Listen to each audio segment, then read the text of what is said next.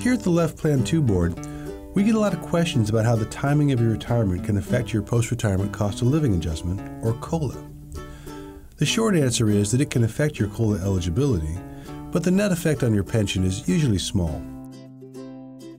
The timing of your retirement is a big decision. The timing of your COLA should be a small part of that decision. You get a COLA every July 1st as long as you've been retired for at least 1 year. In other words, your retirement has to be effective on or before July 1st of the previous year. Your retirement is effective the first of the month after your last shift ends, not your last day of work. If you're a shift worker like many LEOFF Plan 2 members, be mindful of when your shift ends. Consider two different members getting ready to retire. They both start their last shift on June 30th. The first worker's shift ends at 11:30 p.m. The effective date of her retirement will be the first of the next month, July 1st. The second worker's shift continues until 12:30 a.m. on July 1st. Since his last day of work ended in July, his effective date is the first of the next month, August 1st. In this example, a 1-hour difference in the end of the shift creates a 1-month difference in the effective date of the member's retirement. This is an extreme example, but the effective date of your retirement can affect your COLA. Let's look at how. Retiree 1 retires effective July 1st in year 1. Retiree 2's retirement is effective August 1st. So when July 1st in year 2 comes up, retiree 1 will receive a COLA. Retiree number 2 hasn't been retired for a full year and so doesn't qualify. He won't get his first COLA until July 1st, year 3. It doesn't necessarily follow that there'll ultimately be much of a difference in their pensions. This is because of something called COLA banking. If you don't get the full COLA in a given year, DRS banks it and pays it to you later. Let me show you how that works. By law, the maximum COLA payable in any given year is 3%. But what if inflation is higher, say 4%?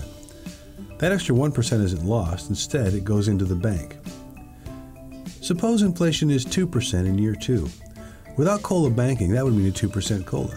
But because 1% is banked, it gets added on in year 2, so you get a 3% COLA. We put together some examples of how this plays out with actual inflation data over 2 different 5-year periods.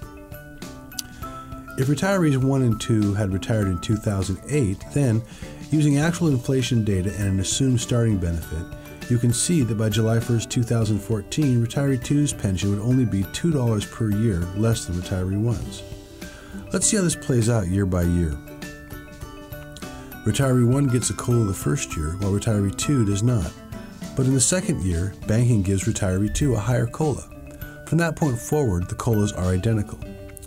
Over a 5-year period, retiree 2 receives $193 less. This real-life example shows how COLA banking helps even things out, even if you don't retire by July 1st. But what about the worst-case scenario, where inflation is consistently over 3% each year, so you don't get the benefit of banking? We had to go back almost 30 years to 1987 to find a time when inflation was over 3% for 5 years in a row.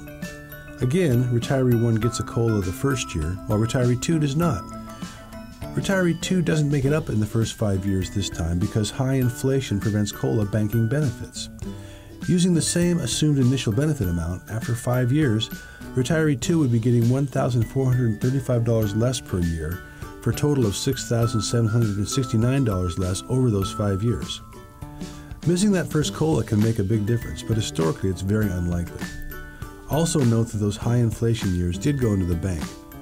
Both retirees receive a boost from COLA banking during the next 5 years when inflation drops below 3%. The point here isn't that there is no impact, but it is usually a pretty small impact. It probably shouldn't be weighed much when balancing all the things that go into deciding when to retire. If you don't qualify for a COLA the first July 1st after you retire, you probably make it up within a year or 2. You should retire when it best fits your personal circumstances.